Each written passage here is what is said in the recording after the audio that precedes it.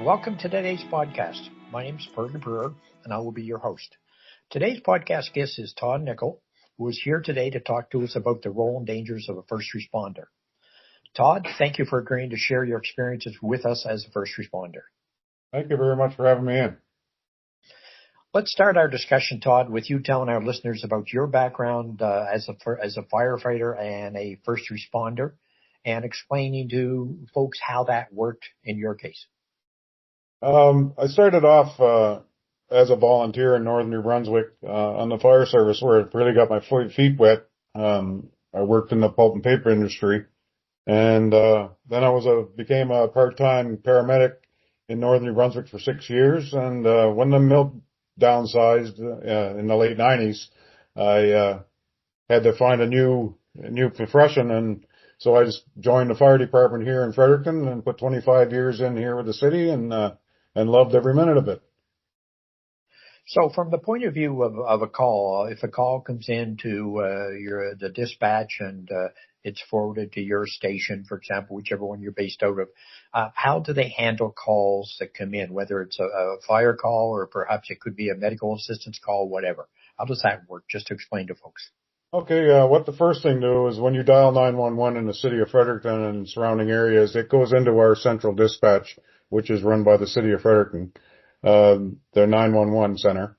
They would take the information down. For an example, if it was a structure fire, they would take the name, the address, and what the problem was and what type of fire it was, and they would dispatch one of the 4 fire stations in that location. So if it was in Nashwaak-Sis, for an example, the Nashwaak-Sis Northside area, it would be Nashwaak-Sis Fire Station at a Royal Road and Two Nations Crossing trucks to respond to that call. Now, a medical call works a little bit different. Medical call, you still dial 911. It comes into our center. They get some information down, and then they transfer you to Medic Center, which is at a Moncton, which dispatches the paramedics in this area. In the city of Fredericton, we have what they call a tiered response. So if it's somebody who has difficulty breathing or chest pains or a life-threatening injury, you get all 3 emergency services dispatched. So the 911 dispatcher would then dispatch the correct fire station with the guys from that station, and the police department, and then EMS is en route through Medic Center. They're sending them on their way to that address. Now, you and I had a chance to email back and forth over the last few days, and you identified 4 different types of calls that you could get relative to emergency response, plus obviously as well the firefighting role that you have as well. The 4 types you identified was medical assistance calls, hazmat calls, car accidents, and workplace accidents. Now, before we get into each of those, I'll get you to talk about each of those plus firefighting, what was sort of what you might run into. What was your mindset when you got one of these calls from the point of view of, you're getting, for example, a medical assistance call, and as you leave the station to respond, what's going through your mind at that point? Well, that's the thing about being a first responder, and it doesn't just mean being a firefighter or a police officer or a paramedic. When you get those calls, those are regular everyday calls. We're in a profession that we're seeing the worst that you can imagine.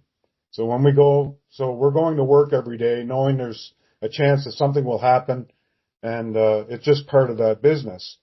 So when we're going to those calls, we're mentally preparing ourselves. So especially like on a motor vehicle accident or a medical assistance call where, you're preparing yourself to face death and major injuries and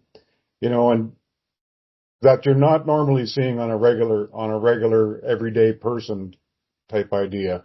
So you try to prepare yourself mentally and physically so we can go there and do our jobs correctly.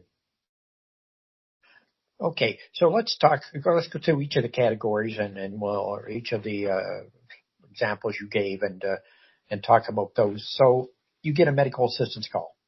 Walk Yeah. us through what would happen as you drive out to the medical assistance call, as you arrive on scene, and what takes over there from the point of view of what you have to look at, hazards, concerns, issues for both your safety and the safety of your partner. Yeah. So we're going out when we respond from the fire service. You usually have 3 to 4 guys minimum on a truck. So there's 4 of us that are going. We get that if we're using medical assistance calls and getting those medical assistance calls, things are going through your head. Well, dispatch is getting the information. They're transferring it to us. So somebody who has stopped breathing or has had chest pains and is now unconscious on the floor, as we're responding to the call, we're thinking about everything that we're going to need to bring in. We need to bring in our kit. We need to bring our defibrillator in. These are things that everybody as a crew is going through. We're preparing ourselves. We're getting our gear ready. And then we arrive on scene. And the first thing is always safety. I don't know if you have pets or if our listeners have pets. Sometimes pets are very aggressive, and very protective of their family. And, so those are things like just a small little hazard that people don't think of. A pet, for us, we don't know that animal. It could be a small little dog, but a small little dog has a vicious bite. And, we don't know that dog. We're not in that household. We're not around that family.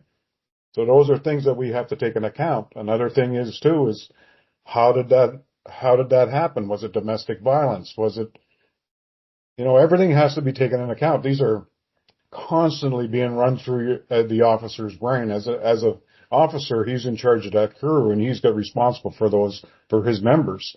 And so he's constantly thinking that, always scanning. It could be something as, well, somebody fell off the ladder. They were putting up Christmas lights. Well, why did they fall off the ladder? Did they just slip and fall, or was there electrocution? The floor is wet. Is there live wires on the floor? We could be stepping into a situation that we don't expect, the unseen, right? That you can see. So how did things change for you during COVID, for example? You think back to COVID. Well, we'll go back to COVID. COVID was, well, nothing changed. We still have to protect ourselves. The only difference would be face masks and shields, that sort of thing, and gowns. Other than being protected, we always had latex gloves or nitrile gloves. We always protected ourselves as much as we could, and nothing's changed in that sort of sense of the way. It was just the procedures and limiting the exposure. If we only needed 2 guys to go in on that call because somebody was just having chest pains, still conscious, well, we don't need to send 4 or 6 guys into that building. We keep them out, and when we would only send in the minimum requirement. So COVID is really, on an emergency response, nothing's changed. We still respond. That's, compared to when you go into a hospital setting where it's a controlled environment. When you go in an emergency scene, it's not really a controlled environment. It's an environment that plays along and plays out as the time goes by. Now, I talked to you earlier, and I mentioned one scenario that I was talking to a paramedic one day, and he talked about going into, I guess, what you would call a drug house situation where, as a first responder, he and his buddy went in, and his buddy's working on a individual who was suffering a fairly major blood loss, and he looks around the room and he sees some drug equipment on the table, drug items, and then he looks and he sees a knife and a gun and that sort of thing, and all of a sudden it's a heightened scenario. Did you ever run into any of these kinds of situations where you went into environments that made you really concerned for your safety? Yeah, but that's when we get back in. It does. There has been a few calls where I've gone in where you want to go in and help. A firefighter's mentality, attitude is, let's get in there, get it done, and save somebody. And so, but when you get into those situations, dispatch will notice. Well, they'll say this is a known problem area, or it could be domestic violence. There could be weapons on scene. Because there was a past incident at this address. When we respond to those, this is why that 3-tiered response that I talked about earlier comes into effect. You know that the police officers are coming in beside you. They're there to protect you. We won't just go in the door. we have to wait for them. If we feel uncomfortable in any way, for a hazard to ourselves or our life, we'll wait for the proper authorities to come in and assist. There's even been scenarios where they've gone to an incident similar to the one you were speaking of, and where they told us, no, you're staging us a block away. They'll stop us at a block away until they control the scene. It's one of the hardest things to do. That hurry up and wait attitude of firefighters that doesn't exist. We're not bred that way to wait. We want to help right away. And that's when I find the hardest thing. But that's where this 3-tiered response comes in. If you feel any uncomfortable or safety anywise, you're going to wait for those police officers to do that. And they know we're coming, just like we know they're coming, and they know the paramedics are coming. So we all communicate together. The systems that are nowadays, I think we're getting into a question before, the communications now is much more versatile than it was back in the day when I first started. Communication between departments was very hard. We weren't even on the same frequencies. But now you can be combined. Dispatch can drag us over on a computer and we can talk right with the officer. So those things have developed safety-wise. Yeah. What about hazmat calls? Hazmat calls, a lot of people think of hazmat calls as, somebody just spilled some chlorine bleach type idea. We have one of the busiest highways going through New Brunswick, right, just running up the hill from us. It's amazing how much chemicals are being transported back and forth. An example is just take a transport truck that's delivering to the local hardware stores. You have mixed chemicals and mixed loads, everything from summertime you have pesticides, herbicides, to gasoline and paint thinners.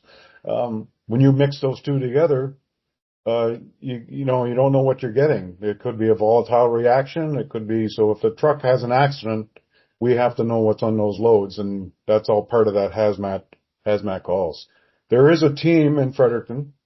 That's a provincial team. It's a hazmat provincial team. It covers this area as well as St. John has one, Moncton has one, up north has one, and it covers an area. So we respond with specialized equipment, specialized gear, that has their own hazmat equipment trailer that is geared just for hazmat calls, with the safety suits, fully encapsulated, that sort of thing, with plug and dike systems. It's fully loaded. Now, when it comes to hazmat calls, I know we have, for example, a pulp mill just upriver here, not a great distance, uses a lot of chlorine. So they get a lot of chlorine shipped in rail cars. They get chlorine shipped in trucks. Had you ever found yourself in any of those scenarios where you were dealing with a larger commercial grade type chemical, whatever?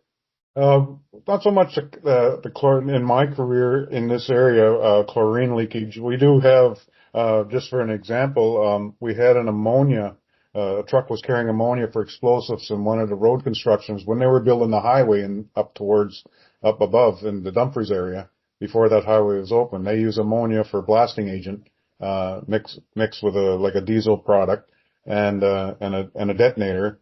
Well, they had a truck go off the road loaded with ammonia. And then you've got these two saddle tanks that are on the transport truck carrying diesel.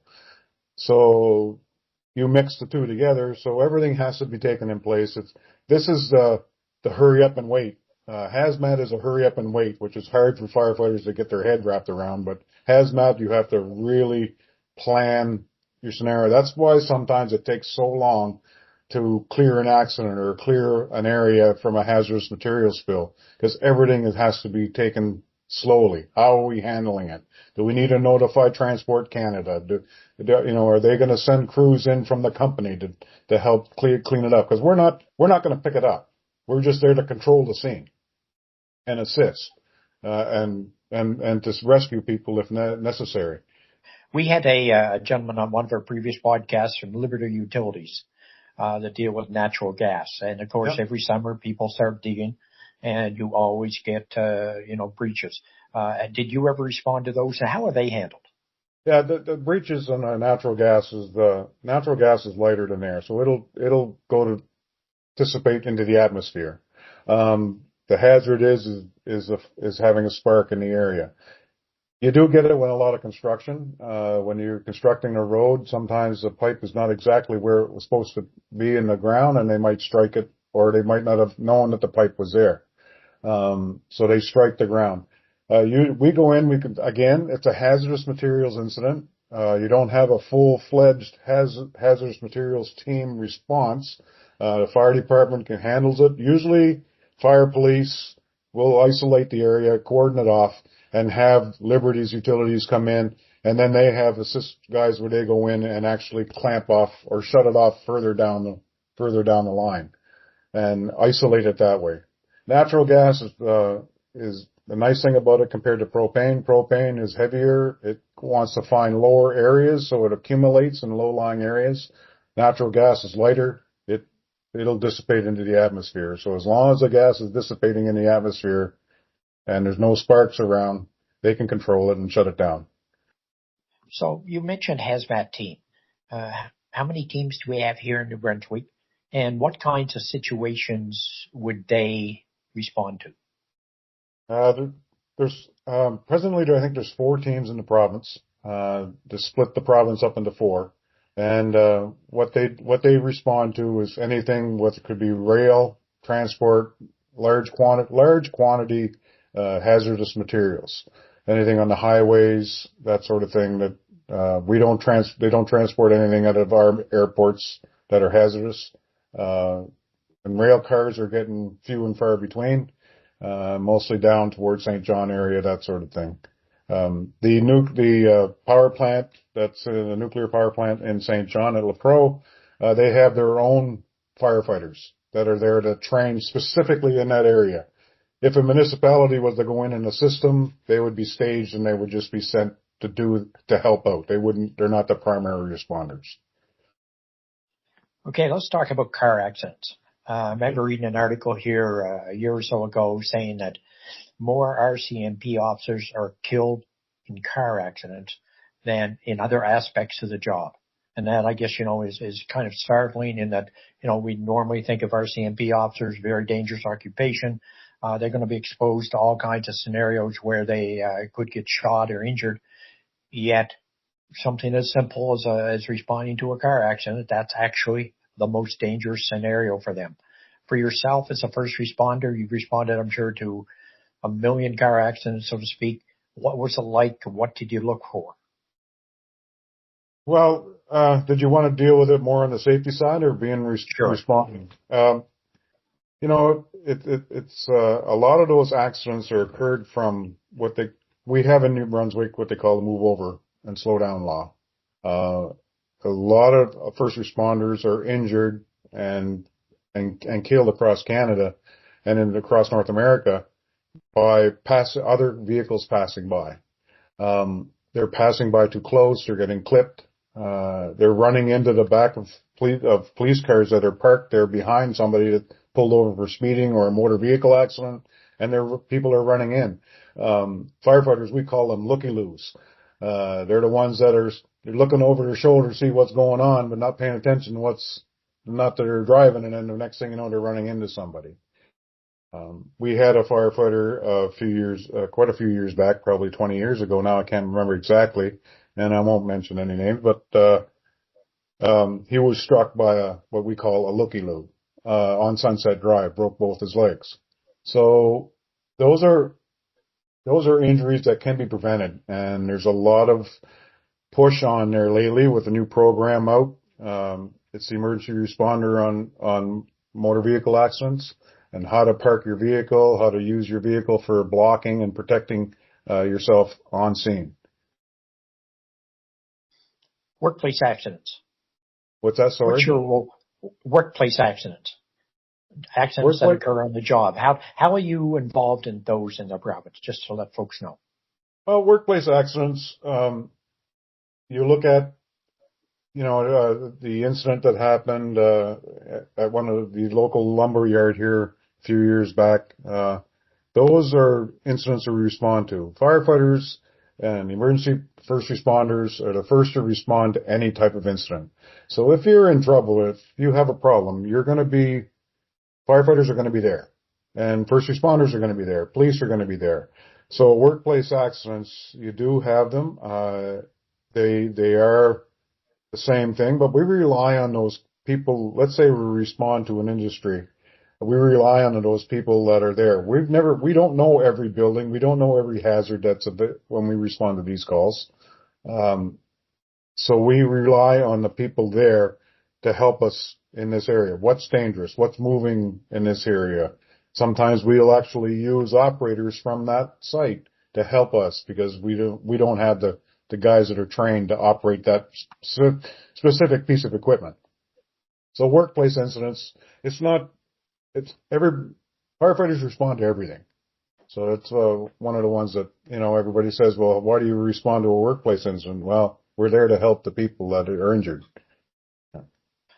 So firefighting in itself, from a health and safety perspective, we won't get into the sort of fighting itself, but just from a health and safety perspective, when you guys or ladies arrive on a scene, what kinds of issues are you looking at relative to the health and safety aspect? So when we look at stuff over the years, like when I started in firefighting, we were issued a pair of rubber boots and a long fire coat. And that was our gear. Nowadays, the gear's changed and developed safety-wise. It's called bunker gear. It's full pants and full leather boots and jackets. They're all what we call fireproof. They're not they're fire retardant more than they are fireproof. They will burn. People think that fire gear is indestructible. It's just to keep the heat and the flame from an impingement flame that passes over. But fire gear has developed over the years. The other thing when it comes to responding to calls and some of the changes and challenges is, we call small homes on big lots and big homes on small lots. You notice that homes now are huge. They're over 2,500 square feet easy. But the lots are the same size or smaller. So you got houses so close together that when you have a house fire in one, you're probably going to do damage to the other one beside it. That's one thing. When they're smaller homes, they're easier to fight. It's contained to an area, big lots. The next house is a long ways away. So you end up that way. Compartment houses. Back in the older days, you look at some of the older homes, people say, well, those old homes will burn up. Well, yeah, yes, they will. They burn faster because they don't have any fire stops in the walls. But they're compartmentized. Usually when they say close the door when you're leaving your classroom, that's the reason in school that I was part of the safety drill. Well, if the fire's in that classroom, it'll contain to that one classroom. Nowadays, homes are built open concept. So when you come in the living room, everything's open.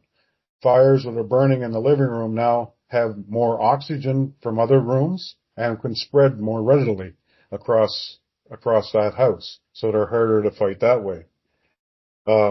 Solid versus lightweight building material and construction. Everything now is going to lightweight construction, less mass. Before the lumber was true, when they had a beam up, it was a solid 10 by 10 beam that when you even know if you have a campfire, the bigger your block of wood you put in, the harder it got to get burning and the longer it would burn. Now they're going into the laminated structures glued together, so that low temperature flammable laminate glues, and then they're only held together with metal plates. So as soon as it starts burning around that metal plate, those metal plates let go and you have collapse. So the structures are not lighter weight, yes, faster to build, cheaper to build, but it gets to the point where it gets more dangerous for firefighters in the firefighting. The other thing is materials themselves. Natural, back in the old days, everything was made of wood or cotton or paper. Now it's all synthetics. Synthetics, they're synthetic. They're either a plastic derivative or an oil-based derivative or hydrocarbon. Those products now, when they burn, they're burning at well over 2,000 degrees inside that room, compared to the old days where it was just paper and cotton, and you're getting about 1,000 to 1,200 degrees. So double the temperature inside the home. So those are a real concern for firefighters when you're in there. You've been a firefighter for a number of years. Question I'm curious about is what kinds of changes have you seen over that period? And maybe to finish off with, what are the biggest challenges in this day and age for a firefighter? Well, a lot of that is the biggest changes. Like I said, when I started talking about fire gear, yes, the better quality gear we're getting, the safer we're getting. But the problem is, when you have the better quality gear, you can go that little bit further inside that house or inside that building on a structure fire. You can take a little more heat, but that heat now is at a double temperature what it used to be. So you might be putting yourself in, I'm not hot yet. I don't feel anything burning on me yet. I can go a little bit further. I can hear something down the hallway. I'll go a little bit further. That's where the training comes in, and I think training has developed over the years. The more you train, the better you get, the more natural it becomes. Training is very important in a firefighting profession. So changes that in that way. Changes for the risk. Let's use car fires for an example. Nowadays you have electric vehicles, the EVs. They're all with lithium batteries. And just the other day, the Canadian Fire Chiefs Association had a little on CBC. They talked about lithium batteries. And lithium batteries, when they overheat and short out, people think you're putting water on them, but you're actually creating more fire by putting water on lithium. It reacts with the water, so it creates more heat. So those are issues that we have to take into account. Cars in general, when they're burning, create 1,000,001 different types of gases and off gases. That's a very major concern for firefighters with all these synthetic products that are being made, is that the off gases, when these things burn, they cannot be good for your health, and cancer-causing agents. So when you come across a vehicle, one of the new electric vehicles that has the lithium batteries, how do you put that fire out right now? Well, right now we have their chemical extinguishers that are ideally for that. Are made for their Class D chemical extinguisher. They're made for putting out fires, electrical fires, and those type of fires.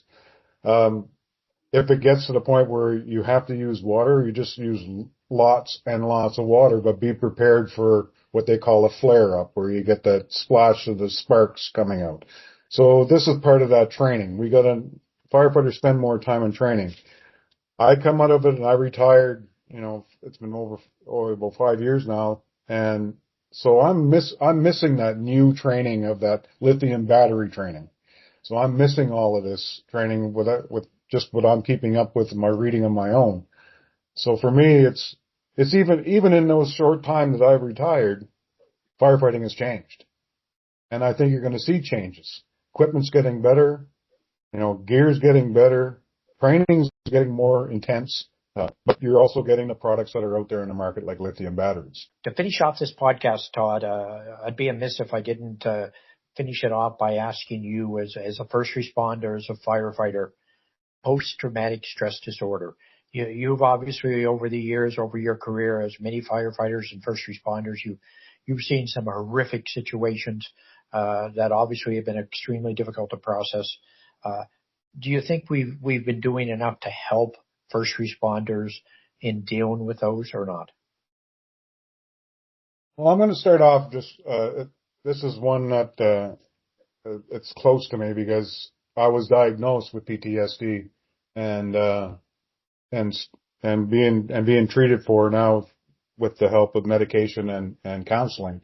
But I'm just going to go through a little bit. I had a little bit of write-up on this one, and most often people think of PTSD as a context of war. With combat veterans, return. But most of the time when those combat veterans, after war come back, they're in their civilian life after deployment, and they sort of get grown out on how to handle it. While firefighters, police officers, and paramedics, you're involved in this regularly on a routine exposure every day that you go to work. You're exposed to all types of traumas, and it's for years. And, so it gets hard that way. I'm just going to read through a recent study here that, goes on first responders. It said that based on a 25 career study of firefighters and first responders exposed to routine daily incidents presented a probable PTSD diagnosis of 14%, with a large number of them between 4% and 54%. In contrast to 3 to 38% in the military workforce. And then just for a baseline, they said Canadian general population will show a rate of 3.5% to 8% over a lifetime rate.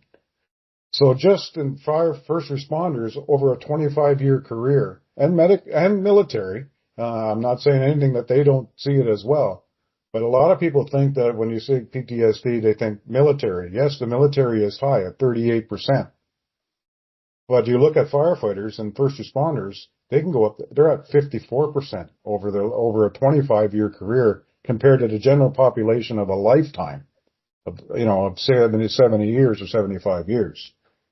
And PTSD, so if people are wondering, symptoms of PTSD, nightmares, flashbacks, avoiding reminders of traumatic injuries, they're easily startled or angered, and research shows that 25% of firefighters and other first responders will pass the diagnostic threshold limit for PTSD at some point in their career. So they might not be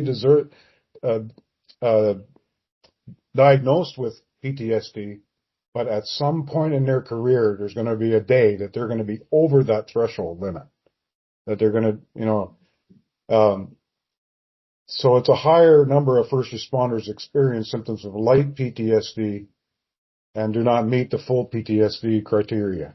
So even though they're going to work every day, people think of firefighters as tough, and give them anything, they'll do anything. First responders, paramedics, it's hard. Every day you go in there and you see somebody, especially, it wasn't too bad for me when I first came to Fredericton. I didn't have family here and I didn't know very many people because I was originally from North Shore. But friends of mine and fellow workers that I work with, we would respond to a medical call to somebody's house. They would know that person personally and we'd be doing CPR on them. They know the family and the wife or the mother is they knew them personally. I was a paramedic in northern New Brunswick, and just on the few calls that I had up there where I knew people personally, it's hard. It's a hard thing to do to be telling somebody or knowing in your mind that this person has passed. You're trying to do it to keep the family's hopes up, and that eats away at you down the road. Over the years, they did studies on PTSD in first responder, and they say that repeated trauma exposure will also include diagnosis of depression, anxiety, substance use, and suicides, all of which are more common among first responders than in the general population or the military. And a lot of times alcohol becomes a coping mechanism. I've had a close friend of mine that had PTSD. He had problems with alcohol. He passed away. It's a way they cope and how to get around it. And what more should we be doing? What more should we be doing to help people like yourself and others that are suffering through and trying to deal with their PTSD? Any advice? I think that it's come a long way. there's peer support now that's out there. I think people are being more aware. I think the employers are being more aware of it, and I think they're trying. I think they're trying to really help and to do that. But I think a lot of it too has to do with the fact that we do have you look at the provincial news that's out there on our health system, and the mental health is always in the news.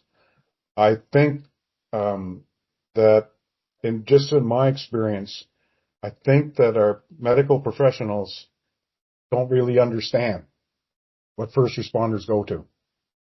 I really don't. I really don't think, just for an example, I went into the office one of my first sessions, and I had to change a medical health provider because he just said, well, just shake it off.